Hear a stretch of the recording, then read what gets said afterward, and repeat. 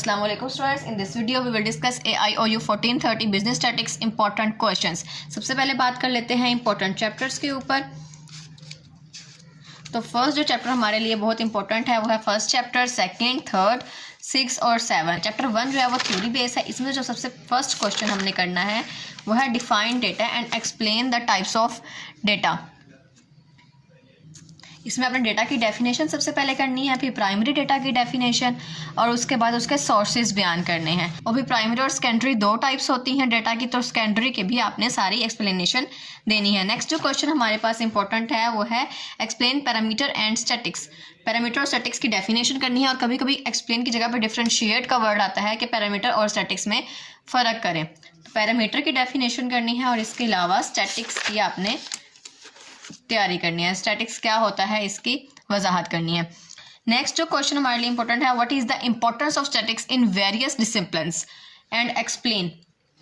हमने यहाँ पे इंपॉर्टेंस ऑफ स्टैटिक्स बयान करने हैं और मुख्तलिफ जो हो सकते हैं, जैसे कि एग्रीकल्चर के ऊपर, बिजनेस पर, बैंक्स पर, और कभी कभी पेपर में सिर्फ एक टॉपिक पर पूछा जाता है। जैसे कि मैंने जो पास्ट पेपर्स देखे हैं उनके अंदर अक्सर सोशल साइंस के ऊपर क्वेश्चन आता है कि स्टैटिक्स जो है वो सोशल साइंस के लिए किस तरह से इंपॉर्टेंट है, उसकी वजाहत करें। ये मुकम्मल क्वेश्चन है जो कि काफ़ी लेंथी है और 10 मार्क्स के लिए अक्सर पेपर में आता है। नेक्स्ट जो क्वेश्चन इंपॉर्टेंट है वो है define statics and also explain different meanings of statics. Statics की एक तो डेफिनेशन लिखनी है, उसके अलावा स्टैटिक्स से जो से मायने समझ में आते हैं वो सारे मायने भी बयान करने हैं। ये क्वेश्चन भी 10 मार्क्स के लिए आता है पेपर में। नेक्स्ट है describe population and sample. Population and sample होता क्या है पहले आपने ये बताना है और उसके बाद इसकी डेफिनेशन लिखनी है। बुक में डायरेक्ट डेफिनेशंस और एग्जांपल्स दी गई हैं, लेकिन जब भी ऐसे किसी की एग्जाम आती हैं तो पहले हमें स्टैटिक्स की डेफिनेशन लिखनी होगी। फिर स्टैटिक्स की दो एग्जाम हैं, स्टैटिक्स की 2 एग्जाम होती हैं, एक पॉपुलेशन और एक सैंपल। फिर पॉपुलेशन और उसकी डेफिनेशन, उसके एग्जाम्पल, फिर सैंपल की डेफिनेशन और उसकी एग्जाम्पल, और ये 10 मार्क्स के लिए क्वेश्चन कंप्लीट हो जाएगा। नेक्स्ट चलते हैं चैप्टर 2 की तरफ। चैप्टर 2 में इतने कोई खास इंपॉर्टेंट क्वेश्चंस नहीं है। 3 से 4 सवाल हैं जो कि इंपॉर्टेंट हैं इस चैप्टर में।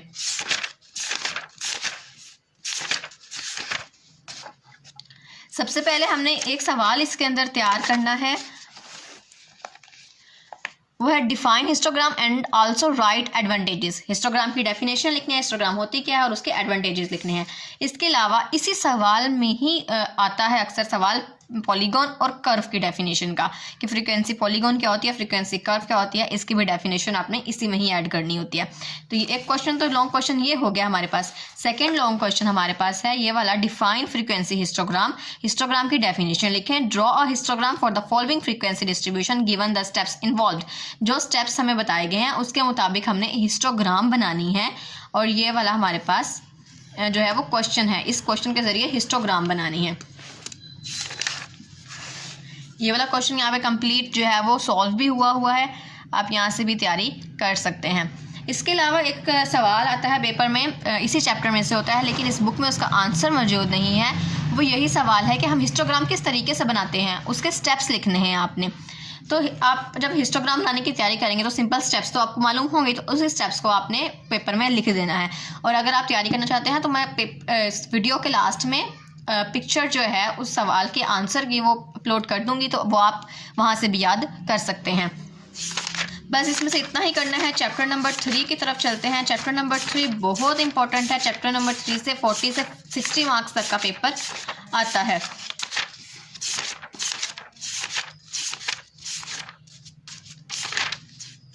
सबसे पहला सवाल आपने जो यहाँ पे याद करना है वो है right a short note on median. Median के ऊपर शॉर्ट नोट। इसका मतलब यह है मीडियन की डेफिनेशन, उसके दोनों फार्मूले, अनग्रुप डेटा और ग्रुप डेटा के साथ, उसके अलावा उसकी प्रॉपर्टीज, मेरिटरीज और डिमेरिटरीज, सारा कुछ इस लॉन्ग क्वेश्चन के अंदर आ जाएगा। मोड के और अर्थमेटिक मीन के भी याद करने हैं, और ये अक्सर जो मेरिटरीज और डिमेरिटरीज होते हैं ये सेम ही मिल जाते हैं, प्रॉपर्टीज़ भी अक्सर मैच करती हैं, तो ये याद करना इतना मुश्किल नहीं होगा। अगर आप एक बार एक को रीड करेंगे तो आपको समझ आ जाएगी दूसरा भी इसके जैसा ही होगा। उसके बाद जो क्वेश्चन आपने करना है वो है discuss the properties of arithmetic mean. ये प्रॉपर्टीज़ हैं, इसकी आपने इसको ज़्यादा डिटेल में करने की ज़रूरत नहीं है, सिर्फ प्रॉपर्टीज़ के जो 3 से 4 पॉइंट्स हैं वो याद कर लीजिए। Discuss merits and demerits of arithmetic mean. Arithmetic के मेरिटरीज और डिमेरिटरीज याद करने हैं। नेक्स्ट है डिस्कस मोड ब्रीफली। मोड के बारे में आपने बताना है, मोड की डेफिनेशन, उसके दोनों फार्मूले, उसके प्रॉपर्टीज, मर्ट्रीज और डीमर्ट्रीज। ये सारे आपस में मैच करते हैं, तो ये याद करने बिल्कुल भी मुश्किल नहीं होंगे। एक याद हो जाएगा तो दूसरा अपने आप आपको समझ में आ जाएगा। नेक्स्ट आपने इन्हीं मीन मीडियन ऑफ मोड की प्रैक्टिस करनी है क्वेश्चंस की, क्योंकि मीन मीडियन मोड का क्वेश्चन 10 मार्क्स का लाजमी आता है। ये जैसे क्वेश्चन नंबर 20 है, calculate mean median mode of the table. एक टेबल दिया गया है, इसमें आपने मीन मीडियन और मोड फाइंड आउट करना है, तीनों चीजें। नेक्स्ट क्वेश्चन भी कुछ इसी तरह है, calculate mean median and mode for the group data of table. ये आपकी प्रैक्टिस के लिए क्वेश्चंस हैं, इनकी लाजमी तैयारी कीजिएगा, ये बहुत इंपॉर्टेंट सवाल हैं। इसी सवाल को जो है यहाँ पर कंप्लीटली सॉल्व भी किया गया है। नेक्स्ट क्वेश्चन जो इंपॉर्टेंट है हमारे लिए वो है, find the mean of the following distribution. इस डिस्ट्रीब्यूशन में से हमने मीन फाइंड आउट करना है, ओनली मीन करना है, इसमें से मीडियन और मोड नहीं करने। ये क्वेश्चन जो है वो यहाँ पर कंप्लीट हो जाता है।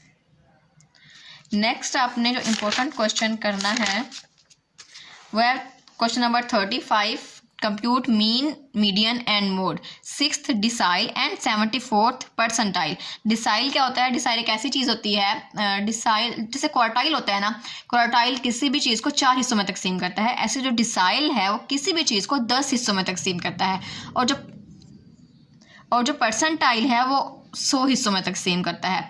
इनके फार्मूले सेम है, सिर्फ जो मीडियन का फार्मूला होता है उसमें हम लिखते हैं n/2, जो क्वार्टाइल का होता है उसमें n/4 होता है, डिसाइल वाले में n/10 होता है और परसेंटाइल वाले में n/100 होता है। सिर्फ इसका फ़र्क होता है, बाकी क्वेश्चन सेम है। वैसे 6th डिसाइल फाइंड करना तो यहाँ पे हम लिखेंगे 6n/10, 74th परसेंटाइल मालूम करना तो 74n/100।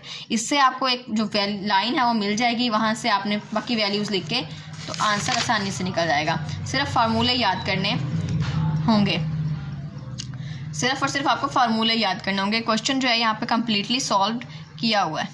आप पहले इस क्वेश्चन को सॉल्व करें, बाद में आंसर्स बेशक यहाँ से मैच कर लीजिएगा। नेक्स्ट है, find the value of Q3, D5 और P5। Q3 का मतलब होता है क्वार्टाइल, 3 अगर डिसाइल करना है 5th और 5th परसेंटाइल मालूम करना है। फार्मूले बिल्कुल सेम लगेंगे और इसी से ही आप ये वाला क्वेश्चन भी सॉल्व कर पाएंगे। इसकी प्रैक्टिस लाजमी करनी है। नेक्स्ट जो क्वेश्चन इंपॉर्टेंट है हमारे पास वो थ्योरी बेस्ड क्वेश्चन है, what do you mean by measure of dispersion. ये सवाल बहुत इंपॉर्टेंट है, बहुत बार पेपर में आ चुका है। इसमें आपने जितने भी डिस्परेशन है सबकी थ्योरी याद करनी है। जब आप इनके क्वेश्चंस करेंगे ना, फार्मूले याद करेंगे, तो थ्योरी याद करनी बिल्कुल भी मुश्किल नहीं होगी। मेजर्स ऑफ डिस्परेशन की डेफिनेशन, उसकी 2 टाइप्स हैं, उनकी डेफिनेशन याद करनी है। फिर उसके बाद जो मोस्ट कॉमन मेजर्स ऑफ डिस्परेशंस हैं वो सारे याद करने हैं। इनकी थ्योरी लाजमी याद करनी है, साथ के साथ फार्मूले याद करने हैं, क्योंकि जो ये क्वेश्चंस हैं ये बहुत इंपॉर्टेंट हैं। रेंज की डेफिनेशंस, उसके फार्मूले, अनग्रुप डेटा से, ग्रुप डेटा से, मर्ट्रीज, डिमर्ट्रीज, उसके अलावा क्वार्टाइल डेविएशन, इसके भी ऐसे ही मुकम्मल लॉन्ग क्वेश्चन याद करना है। मीन डेविएशन का भी इसमें बिल्कुल भी मुश्किल नहीं है, ज़्यादा याद करने की ज़रूरत नहीं है। डायरेक्ट एक डेफिनेशन याद करें, 2 फार्मूले, और उसके बाद बाकी प्रॉपर्टीज़ याद करें 3, और फिर उसके बाद मर्ट्रीज, डिमर्ट्रीज और कोफिशिएंट के फार्मूले याद करें बस। वेरिएंस की भी ऐसे ही डेफिनेशन याद करनी है, 2 फार्मूले याद करने हैं, एक अनग्रुप डेटा से और एक ग्रुप डेटा से। यहाँ पर बहुत ज़्यादा फार्मूले लिखे हुए हैं। अनग्रुप डेटा से और ग्रुप डेटा से जो फार्मूले हैं उनकी मैं पहले एक बार वीडियो बना चुकी हूँ, उसका लिंक डिस्क्रिप्शन में मिल जाएगा आपको, वहाँ से आप फार्मूले याद कर सकते हैं। यहाँ पर बहुत ज़्यादा डिटेल दी हुई है, इतनी ज़्यादा डिटेल देने की ज़रूरत नहीं है। सीधे सीधा उसके बाद मर्ट्रीज ऑफ डिमर्ट्रीज लिखेंगे और स्टैंडर्ड डेविएशन वाले क्वेश्चन में भी ऐसा ही करेंगे। पहले डेफिनेशन, फिर उसके बाद मर्ट्रीज, डिमर्ट्रीज और उसके बाद कोफिशिएंट। साथ ही प्रॉपर्टीज़ भी याद कर लें तो ये बेहतर है, अगर नहीं भी याद करें तो खैर है। अच्छा, पेपर में काफ़ी दफ़ा ऐसा सवाल आता है कि कोफिशिएंट ऑफ वेरिएशन बताएं और उसके बाद उसको हम किस तरह से सॉल्व कर सकते हैं। तो आपने क्या करना है, पहले तो इसका फार्मूला लिखना है कोफिशिएंट ऑफ वेरिएशन का, उसके अलावा वेरिएशन की पहले डेफिनेशन लिखें, फिर फार्मूला लिखें। ये वाला फार्मूला करना है नीचे वाला, CV = S/Y मीन × 100। उसके बाद आपने कोई भी एग्जाम्पल लेकर अपने जहन से उस एग्जाम्पल को सॉल्व करना है, तो आपको 10 मार्क्स इंशाल्लाह लाजमी मिलेंगे। उसके बाद आपने इन्हीं फार्मूलों की प्रैक्टिस के लिए कुछ क्वेश्चन करने हैं। क्वेश्चन नंबर 58 है, द फॉलोइंग टेबल्स। इसमें से हमने क्वार्टाइल डेविएशन और कोफिशिएंट ऑफ स्क्यूनेस निकालना है। आप सिर्फ क्वार्टाइल डेविएशन की प्रैक्टिस करेंगे।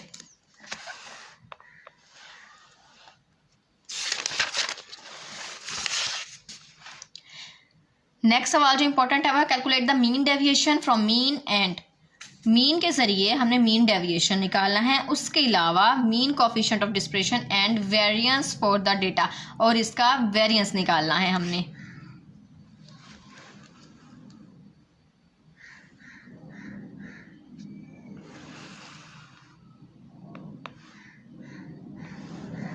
नेक्स्ट क्वेश्चन जो इंपॉर्टेंट है वह है calculate the quartile deviation. Quartile deviation निकालना है इस क्वेश्चन में से, और उसके अलावा कोफिशिएंट ऑफ क्वार्टाइल डेविएशन निकालना है। ये सिर्फ और सिर्फ आपकी प्रैक्टिस के लिए क्वेश्चंस हैं और ये बहुत इंपॉर्टेंट है, इनकी प्रैक्टिस लाजमी कीजिएगा। नेक्स्ट है कैलकुलेट स्टैंडर्ड डेविएशन, वेरिएंस और कोफिशिएंट ऑफ वेरिएशन। ये सवाल बहुत इंपॉर्टेंट है, स्टैंडर्ड डेविएशन का और वेरिएंस का सवाल अक्सर पेपर में आता है। ये वाला क्वेश्चन जो है वो यहाँ पर कंप्लीट हो जाता है।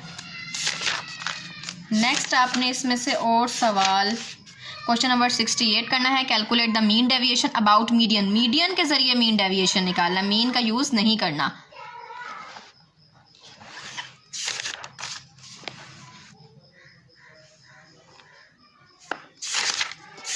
नेक्स्ट जो है इसमें से आपने और कोई सवाल नहीं करना। नेक्स्ट आपने 4th और 5th चैप्टर जो है वो स्किप कर देना है, 6th चैप्टर पे आएंगे। 6th चैप्टर बहुत इंपॉर्टेंट है, इसमें 2 ही टॉपिक हैं, कोरिलेशन और एक रेग्रेशन, दोनों ही इंपॉर्टेंट है, थ्योरी वाइज भी और जो अपने सवाल सॉल्व करने हैं उसके लिए भी इंपॉर्टेंट है। सबसे पहले तो आपने रेग्रेशन की डेफिनेशन याद करनी है, उसके 3 फार्मूले, और ये कोरिलेशन की टाइप्स याद करनी है, डायरेक्ट कोरिलेशन और इनवर्स कोरिलेशन। उसके अलावा यहाँ से कुछ भी याद करने की ज़रूरत नहीं है।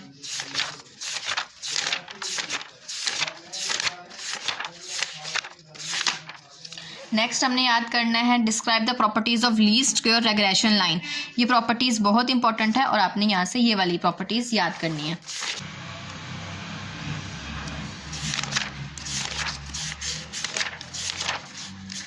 नाउ यहाँ से जो कोरिलेशन की डेफिनेशन है ये बहुत इंपॉर्टेंट है। इसके अलावा एक अहम सवाल है differentiate between regression and correlation. Regression और कोरिलेशन के दरमियान फ़र्क, ये 10 नंबर का सवाल आता है, तो आप ये वाला आंसर इसमें नहीं लिखेंगे, ये बहुत छोटा है।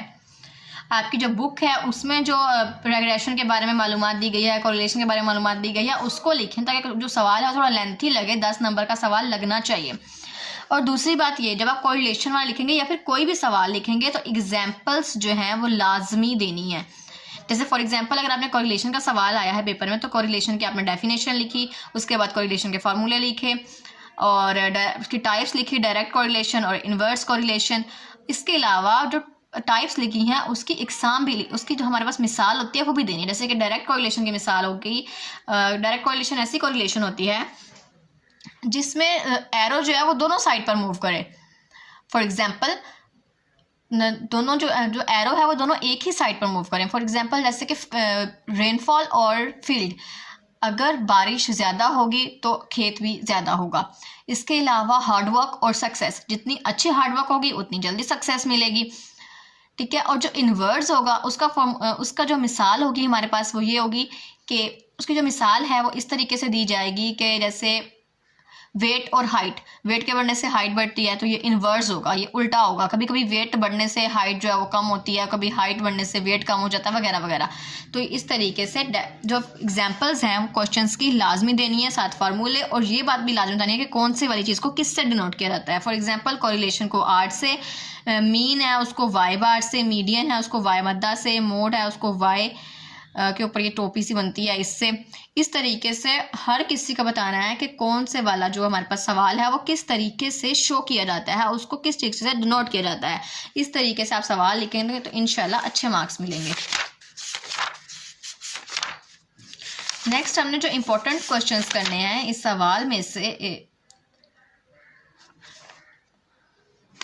वो सबसे पहले तो हमारे पास ये वाला सवाल है, इसके अंदर हमने कोरिलेशन ऑफ कोरिलेशन के कोफिशिएंट्स निकालने हैं।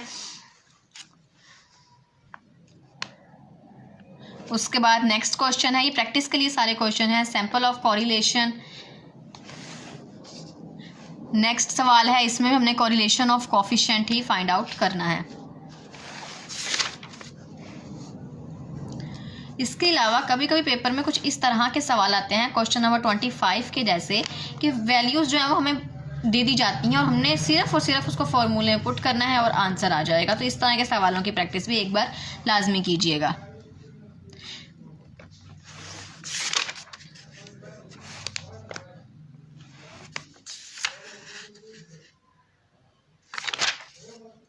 इसके अलावा जो सवाल इम्पोर्टेंट है हमारे लिए,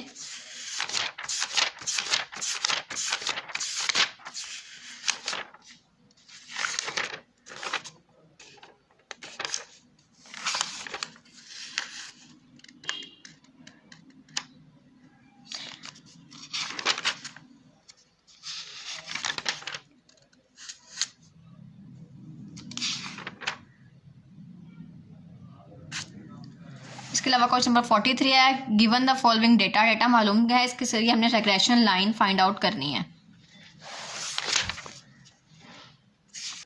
और उसके बाद 44 क्वेश्चन है, एक्स और वाई की वैल्यूज दी गई हैं और उसके बाद हमें पहले इक्वेशन बनानी है और उसके बाद इक्वेशन में एक्स और वाई की वैल्यू पुट करके आंसर भी फाइंड आउट करने हैं। नेक्स्ट क्वेश्चन नंबर 50 इंपॉर्टेंट है। इसमें क्या है, एक्स को एक दफ़ा इंडिपेंडेंट बना दिया है और एक दफ़ा वाई को इंडिपेंडेंट वेरिएबल बना दिया है और हमें यहाँ से एक्स के ज़रिए और वाई के ज़रिए दो इक्वेशंस फाइंड आउट करनी है।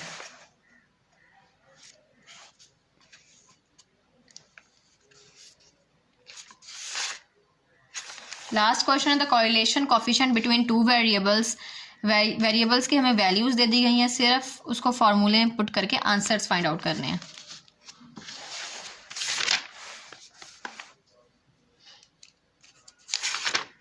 नेक्स्ट चैप्टर रहता है इंडेक्स नंबर। लास्ट चैप्टर है, लास्ट चैप्टर में से सिर्फ इंडेक्स नंबर्स के कुछ चीज़ें याद करनी है और उसके अलावा चेन इंडेक्स नंबर की अच्छे से तैयारी कर लीजिए। चेन इंडेक्स नंबर अक्सर पेपर में आता है, लेकिन एक दो बार वेटेड और दूसरा जो एग्रीगेटिव फार्मूले हैं उससे भी क्वेश्चन। क्या करना है कि इंडेक्स नंबर की डेफिनेशन याद करनी है, उसकी टाइप्स सैम्पल इंडेक्स नंबर और कंपोजिट इंडेक्स नंबर, इसकी सिर्फ डेफिनेशन करनी है, ज़्यादा लेंथी करने की ज़रूरत नहीं है। उसके अलावा अनवेटेड, वेटेड, ये दो करने हैं सिर्फ, अनवेटेड और वेटेड, और फिर अनवेटेड और वेटेड के फॉर्मूले लाजमी याद करने हैं और ये लिखने हैं। What are the uses of index number, uses of index number बहुत इंपॉर्टेंट हैं, तो ये भी आपने यहाँ से याद करने हैं। इसके अलावा एक चीज़ आ जाती है, वो है limitations of index number. Next हमने जो इसमें से क्वेश्चंस की तैयारी करनी है वो है क्वेश्चन नंबर 14। इसमें से हमने सिंपल जो इंडेक्स नंबर्स हैं वो फाइंड आउट करने हैं। नेक्स्ट सवाल में भी सेम है, 1945 को बेस के तौर पर लेकर इंडेक्स नंबर्स फाइंड आउट करने हैं। ये वाले सवाल बहुत आसान है, सिर्फ एक फार्मूला याद करना होगा और क्वेश्चन जो है वो सॉल्व हो जाएंगे।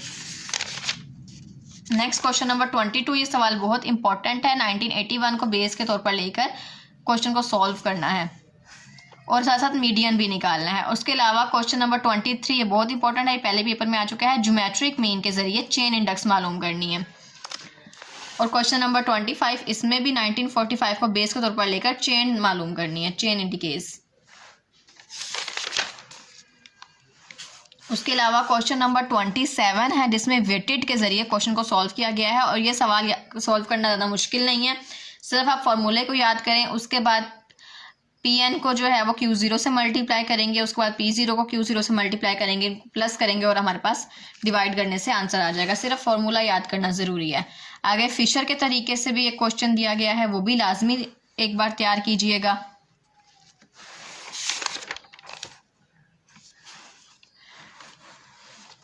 आप इस सवाल को अपने नोटबुक पर लिखें और फार्मूला याद करें और उसके बाद सवाल को सॉल्व करें और आपकी इंशाल्लाह बहुत जल्दी तैयारी हो जाएगी। आई होप आपको मेरी समझ आई होगी। क्वेश्चंस को लाजमी कीजिएगा।